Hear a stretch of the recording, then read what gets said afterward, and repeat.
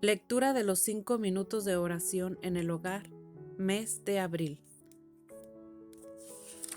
Si la oración se hace en la mañana. En el nombre del Padre, del Hijo y del Espíritu Santo. Amén. Nos ponemos en tu presencia, Dios bondadoso y Padre nuestro.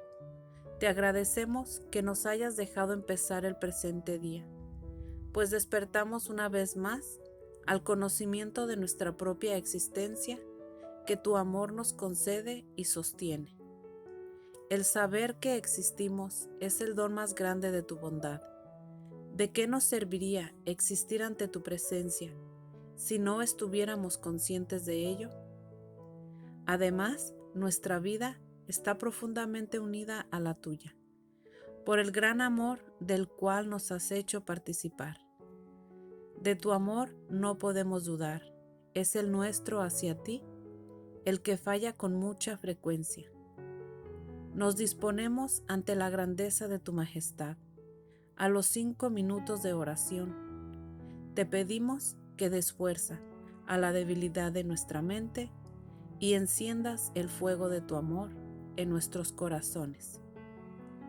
Padre nuestro que estás en el cielo, santificado sea tu nombre. Venga a nosotros tu reino. Hágase, Señor, tu voluntad en la tierra como en el cielo. Danos hoy el pan de cada día. Perdona nuestras ofensas, como también nosotros perdonamos a los que nos ofenden. No nos dejes caer en la tentación, y líbranos de todo mal. Amén.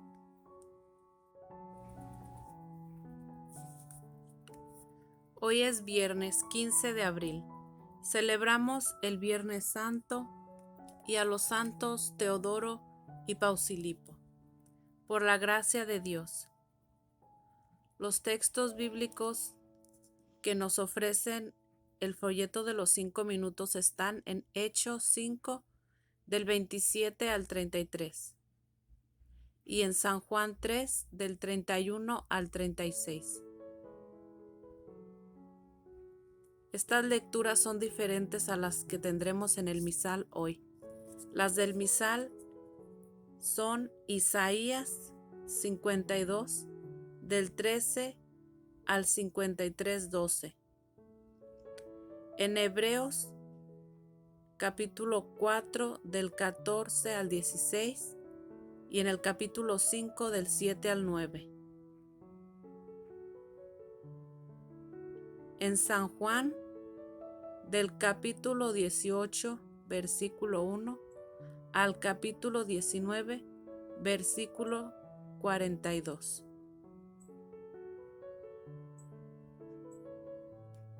Yo voy a leer para ustedes las lecturas del misal del día de hoy, que son las de aquí de arriba.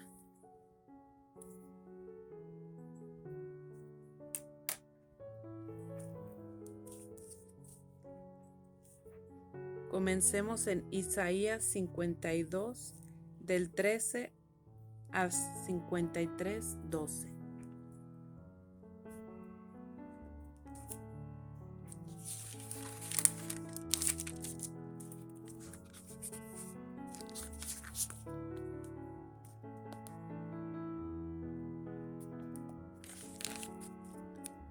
Mi siervo al final tendrá éxito, será exaltado y puesto en lo más alto, así como muchos quedaron espantados al verlo, pues estaba tan desfigurado que ya no parecía un ser humano.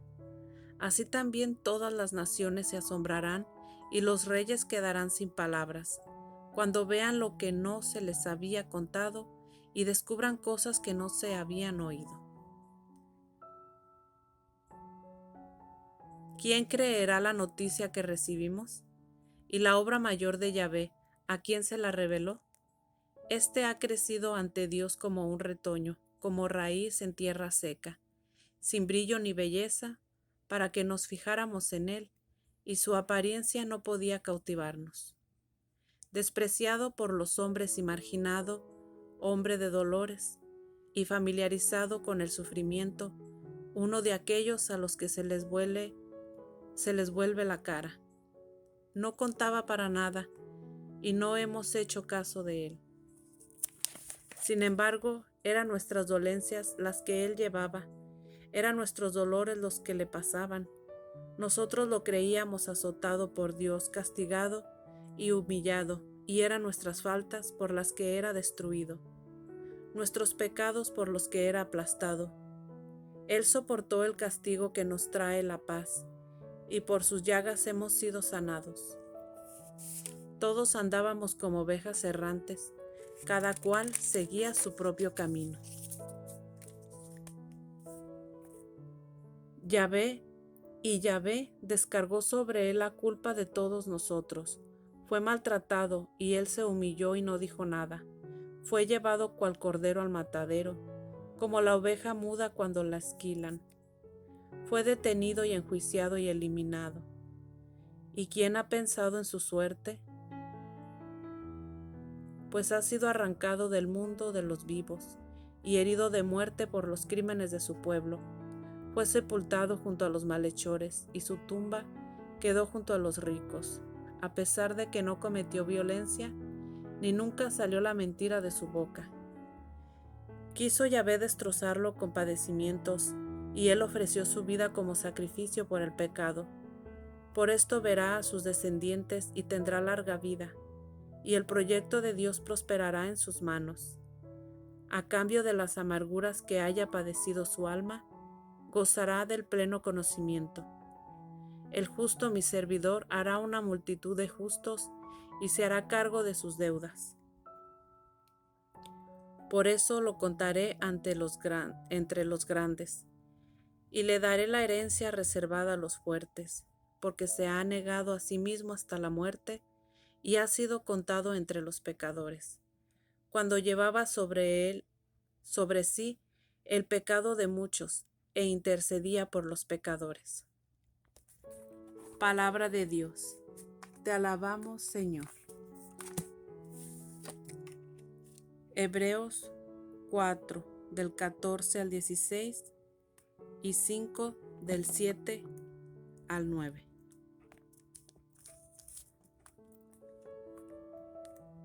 Tenemos pues un sumo sacerdote excepcional que ha entrado en el mismo cielo, Jesús el Hijo de Dios.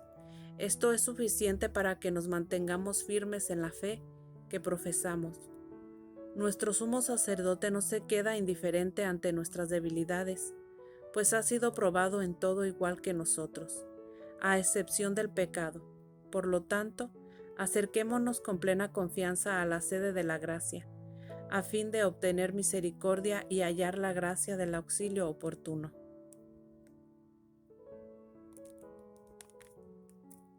En los días de su vida mortal presentó ruegos y súplicas a aquel que podía salvarlo de la muerte. Este fue su sacrificio, con grandes clamores y lágrimas, y fue escuchado por su actitud reverente. Aunque era hijo, aprendió en su pasión lo que es obedecer, y ahora llegado a la perfección, trae la salvación eterna para todos los que le obedecen. Palabra de Dios. Te alabamos, Señor.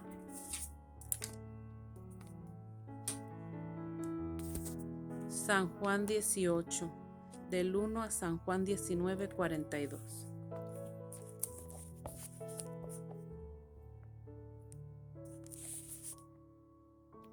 Cuando terminó de hablar, Jesús pasó con sus discípulos al otro lado del torrente Cedrón. Había allí un huerto y Jesús entró en él con sus discípulos.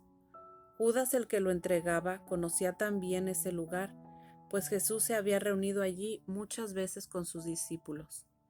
Judas hizo de guía a los soldados romanos y a los guardias enviados por los jefes de los sacerdotes y los fariseos que llegaron allí con linternas, antorchas y armas.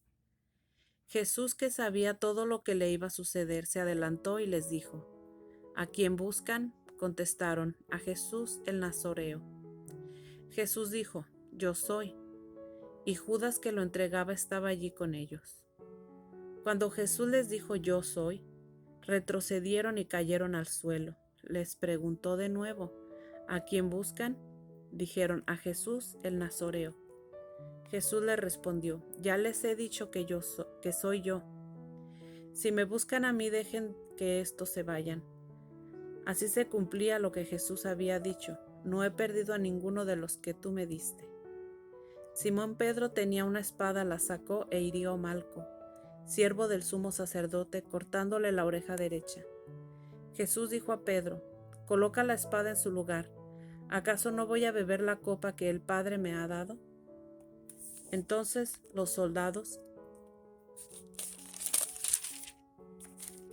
con el comandante y los guardias de los judíos, prendieron a Jesús, lo ataron y lo llevaron primero a casa de Anás. Este Anás era suegro de Caifás, sumo sacerdote aquel año. Caifás era el que había dicho a los judíos: es mejor que muera un solo hombre por el pueblo. Simón Pedro y otro discípulo seguían a Jesús. Como este otro discípulo era conocido del sumo sacerdote, pudo entrar con Jesús en el patio de la casa del sumo sacerdote, mientras que Pedro se quedó afuera, junto a la puerta. Entonces salió el otro discípulo, el conocido del sumo sacerdote, y habló con la portera que dejó entrar a Pedro. La muchacha que hacía de portera dijo a Pedro: ¿no eres tú también de los discípulos de ese hombre? Pedro le respondió: no lo soy. Los sirvientes y los guardias tenían unas brasas encendidas y se calentaban, pues hacía frío. También Pedro estaba con ellos y se calentaba. El sumo sacerdote interrogó a Jesús sobre sus discípulos y su enseñanza. Jesús le contestó: yo he hablado abiertamente al mundo, he enseñado constantemente en los lugares donde los judíos se reúnen, tanto en las sinagogas como en el templo. Y no he enseñado nada en secreto. ¿Por qué me preguntas a mí? Interroga a los que escucharon lo que he dicho.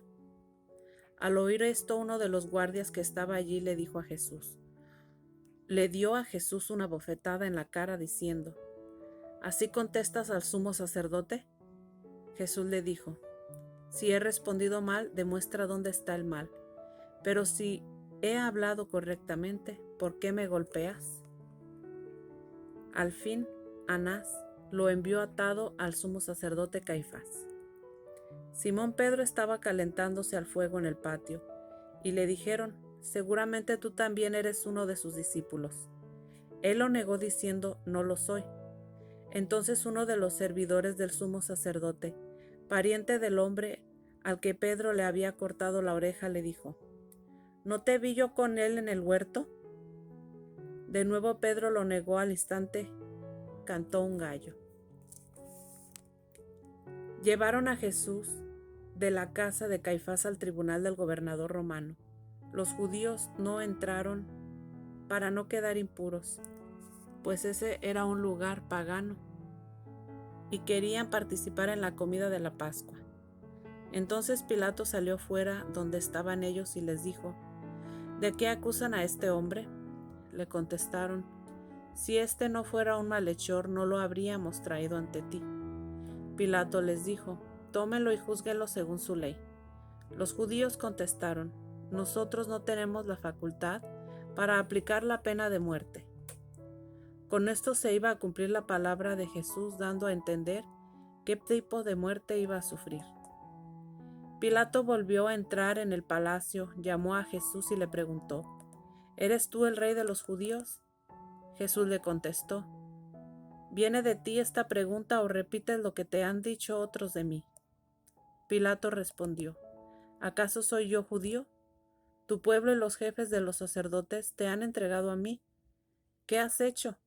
Jesús contestó: mi realeza no procede de este mundo. Si fuera rey como los de este mundo, mis guardias habrían luchado para que no cayera en manos de los judíos. Pero mi reinado no es de acá. Pilato le preguntó: ¿entonces tú eres rey? Jesús respondió: tú lo has dicho, yo soy rey. Yo doy testimonio de la verdad, y para esto he nacido y he venido al mundo. Todo el que está del lado de la verdad escucha mi voz. Pilato dijo: ¿y qué es la verdad?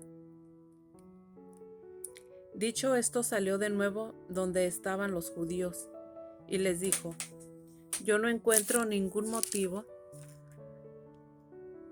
para condenar a este hombre, pero aquí es costumbre que en la Pascua yo les devuelva un prisionero.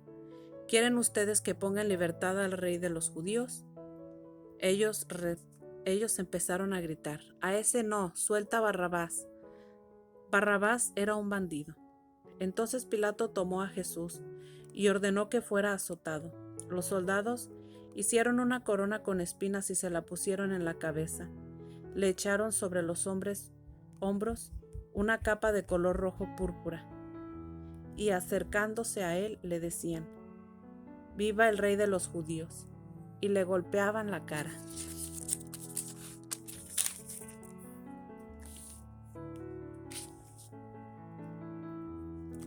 Pilato volvió a salir y les dijo: miren, se lo traigo de nuevo fuera. Sepan que no encuentro ningún delito en él. Entonces salió Jesús fuera, llevando la corona de espinos y el manto rojo. Pilato les dijo: aquí está el hombre. Al verlo, los jefes de los sacerdotes y los guardias del templo comenzaron a gritar: crucifícalo, crucifícalo. Pilato contestó: tómenlo ustedes y crucifíquenlo, pues yo no encuentro motivo para condenarlo. Los judíos contestaron: nosotros tenemos una ley, y según esa ley debe morir, pues se ha proclamado Hijo de Dios. Cuando Pilato escuchó esto, tuvo más miedo. Volvió a entrar en el palacio y preguntó a Jesús: ¿de dónde eres tú? Pero Jesús no le contestó palabra. Entonces Pilato le dijo: ¿no me quieres hablar a mí? ¿No sabes que tengo poder tanto para dejarte libre como para crucificarte? Jesús respondió: no tendrías ningún poder sobre mí si no lo hubieras recibido de lo alto. Por esta razón, el que me ha entregado a ti tiene mayor pecado que tú. Pilato todavía buscaba la manera de dejarlo en libertad, pero los judíos gritaban: si lo dejas en libertad, no eres amigo del César. El que se proclama rey se rebela contra el César. Al oír Pilato estas palabras, hizo salir a Jesús al lugar llamado el Enlosado, en hebreo Gábata, y lo hizo sentar en la sede del tribunal. Era el día de la preparación de la Pascua, hacia el mediodía. Pilato dijo a los judíos: aquí tienen a su rey. Ellos gritaron: fuera, fuera, crucifícalo. Pilato replicó: ¿he de crucificar a su rey? Los jefes de los sacerdotes contestaron: no tenemos más rey que el César. Entonces Pilato les entregó a Jesús para que lo crucificaran. Así fue como se llevaron a Jesús cargando con su propia cruz. Salió de la ciudad hacia el lugar llamado Calvario, o de la calavera, que en hebreo se dice Gólgota. Allí lo crucificaron y con él a otros dos, uno a cada lado y en el medio a Jesús. Pilato mandó escribir un letrero y ponerlo sobre la cruz. Estaba escrito: Jesús el Nazareno, Rey de los Judíos. Muchos judíos leyeron este letrero, pues el lugar donde Jesús fue crucificado estaba muy cerca de la ciudad. Además estaba escrito en hebreo, latín y griego. Los jefes de los sacerdotes dijeron a Pilato: no escribas Rey de los Judíos, sino: este ha dicho: yo soy el Rey de los Judíos. Pilato contestó: lo que he escrito, escrito está. Después de clavar a Jesús en la cruz, los soldados tomaron sus vestidos y los dividieron en 4 partes, uno para cada uno de ellos. En cuanto a la túnica tejida de una sola pieza de arriba abajo, sin costura alguna, se dijeron: no la rompamos, echémosla más bien a suertes, a ver quién le toca. Así se cumplió la escritura que dice: se repartieron mi ropa y echaron a suerte mi túnica. Esto es lo que hicieron los soldados. Cerca de la cruz de Jesús estaba su madre, con María, la hermana de su madre, esposa de Cleofas, y María de Magdala. Jesús, al ver a la madre y junto a ella al discípulo que más quería, dijo a la madre: mujer, ahí tienes a tu hijo. Después dijo al discípulo: ahí tienes a tu madre. y desde aquel momento el discípulo se la llevó a su casa. Después de esto, sabiendo Jesús que todo estaba cumplido, dijo: «Tengo sed», y con esto también se cumplió la escritura: había allí un jarro lleno de vino agrio.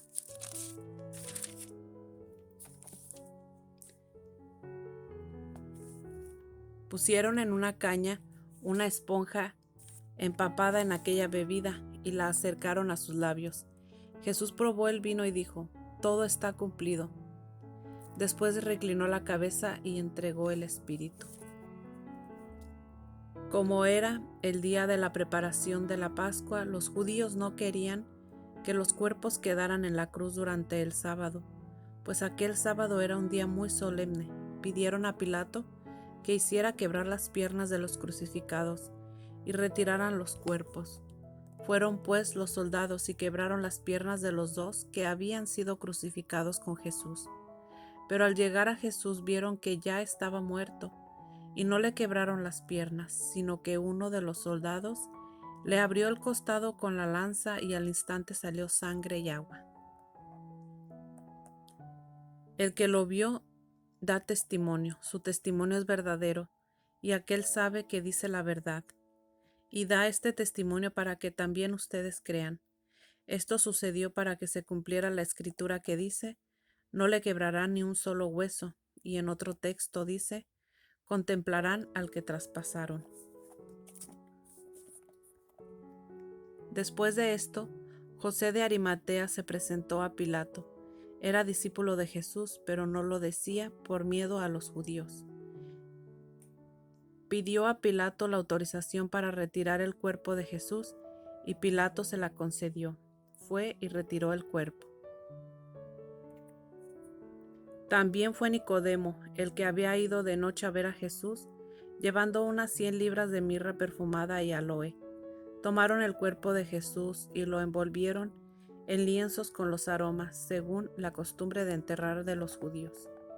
En el lugar donde había sido crucificado Jesús había un huerto, y en el huerto un sepulcro nuevo, donde todavía no había sido enterrado nadie. Como el sepulcro estaba muy cerca y debían respetar el día de la preparación de los judíos, enterraron allí a Jesús. Palabra del Señor. Gloria a ti, Señor Jesús.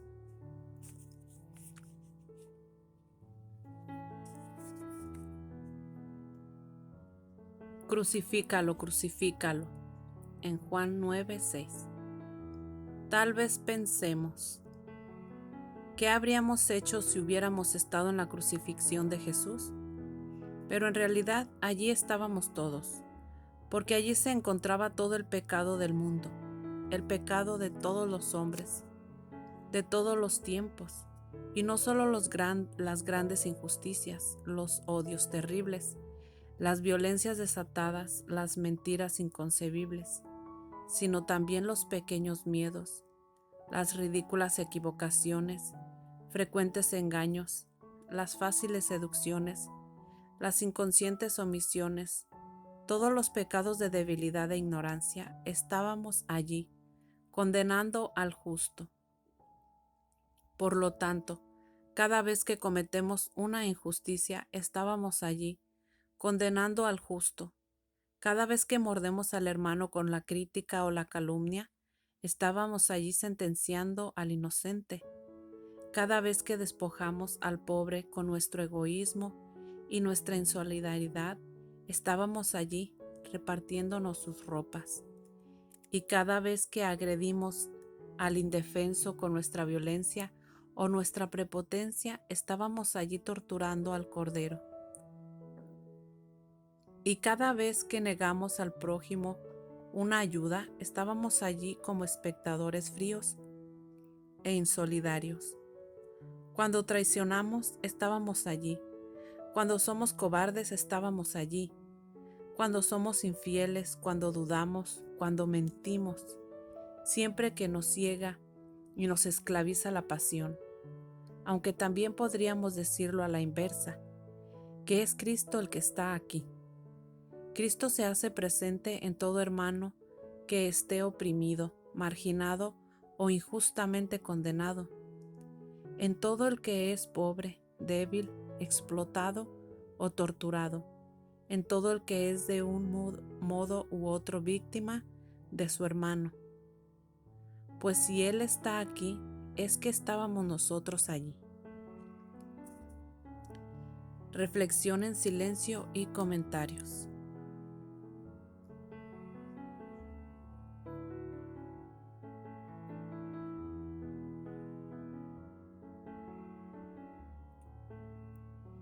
Del Salmo 144.